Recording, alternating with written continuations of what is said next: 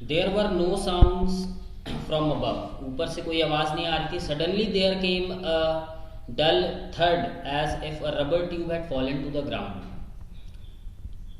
अचानक एक जोर की आवाज़ आई, जैसे कि एक रबर की नली ज़मीन पर गिरी हो. और चिंता की कोई बात नहीं थी, फिर भी मैंने सोचा कि मुड़ कर देखना चाहिए. जैसे ही मैं मुड़ा,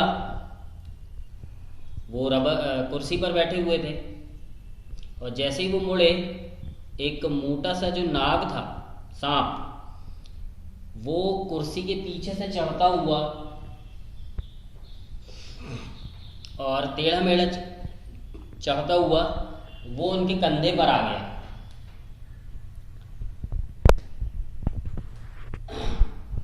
मेरा मुड़ना और उसका आना ये एक साथ हुआ. और ना ही मैं उछला, आई डेंट जंप, आई डेंट ट्रेम्बल, ना ही मैं चिल्लाया, ना ही मैं कांपा. और क्योंकि ये सब करने का कोई समय ही नहीं था. और वो मेरे कंधे से फिसलता हुआ मेरे लेफ्ट आर्म से वो मेरी कोहनी के ऊपर आकर कुंडली मार के बैठ गया. अब उसका फन फैला हुआ था, और उसका जो फन था वो मेरे चेहरे से 3 या 4 इंच की दूरी पर रहा होगा. ये कुछ ऐसी पोजीशन रही होगी उस काले नाग की और डॉक्टर के फेस की.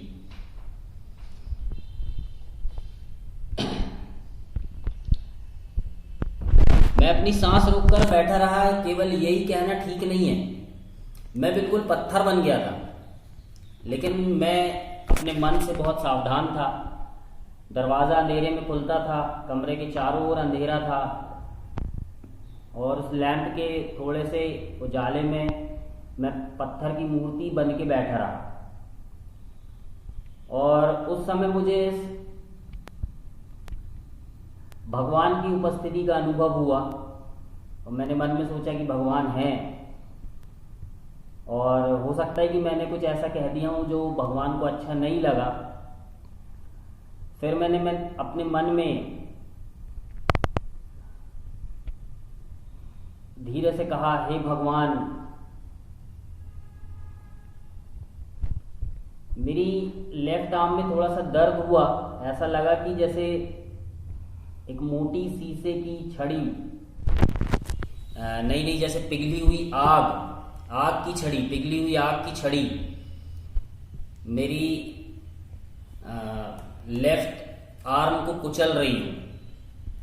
और मेरे लेफ्ट आर्म की सारी शक्ति जो थी वो बाहर निकलने वाली थी. यहाँ लिखा है, there was some pain in my left arm. It was as if a thick leaden rod, no, a rod made of molten fire, पिघली हुई आग की छड़ी.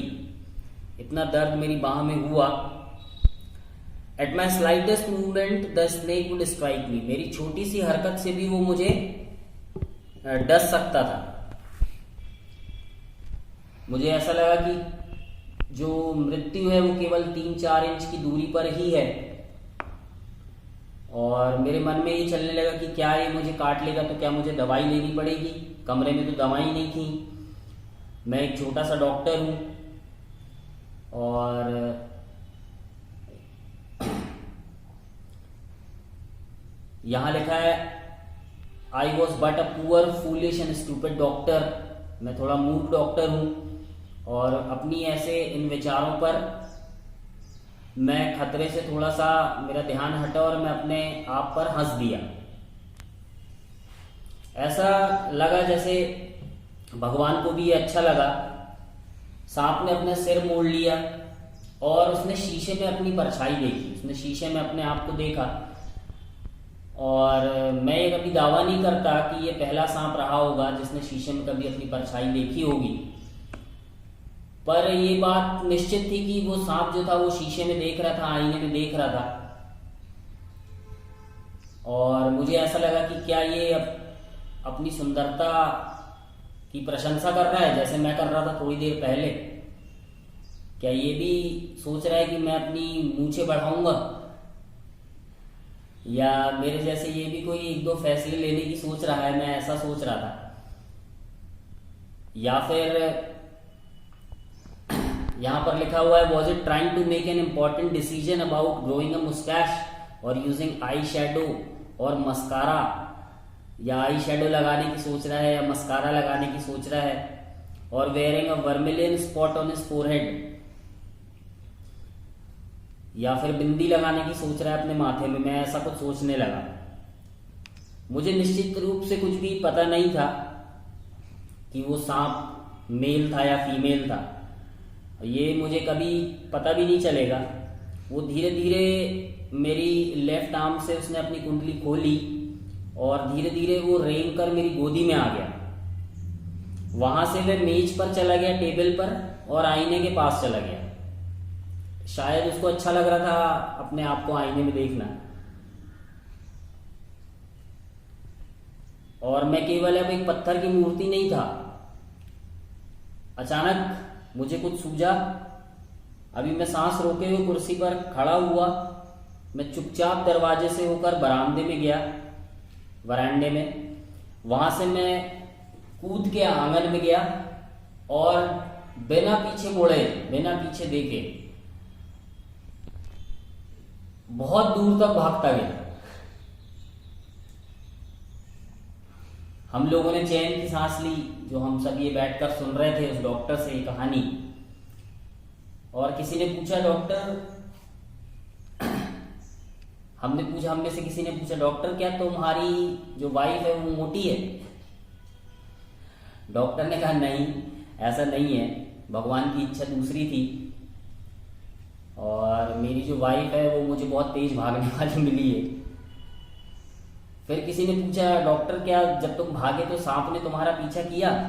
तो उन्होंने कहा कि मैं तब तक भागता रहा जब तक मैं अपने दोस्त के घर नहीं पहुंच गया, और मैंने तुरंत अपने शरीर पर तेल लगाकर नहाया, नए कपड़े पहने, और दूसरे दिन लगभग 8:30 बजे सुबह मैं अपने दोस्त के साथ और 2 लोगों को लेकर सामान हटाने गया अपने कमरे से। पर ले जाने के लिए कुछ नहीं मिला, क्योंकि एक चोर के द्वारा वो कमरा साफ कर दिया गया था और वो हर चीज ले गया था वहां की, सिवाय एक चीज के। और शायद वो मुझे उसमें अपमानित करने के लिए चोर ने वो चीज वहां छोड़ दी थी। तो किसी ने पूछा कि वो क्या छोड़ के गया था चोर? तो डॉक्टर ने कहा कि वो जो मेरी बनियान थी जो थोड़ी गंदी सी थी, वो चोर वहीं छोड़ गया। शायद उसको साफ सफाई की इतनी समझ थी वो उसको ले जा सकता था, पर वो ले नहीं गया। फिर किसी ने पूछा, डॉक्टर क्या तुमने अगले दिन सांप देखा? तो इस पर डॉक्टर साहब हंस दिए। उन्होंने कहा कि मैंने उसके बाद उसे नहीं देखा। वो शायद एक ऐसा सांप था जो अपनी सुंदरता पर मोहित हो गया था। That was the story.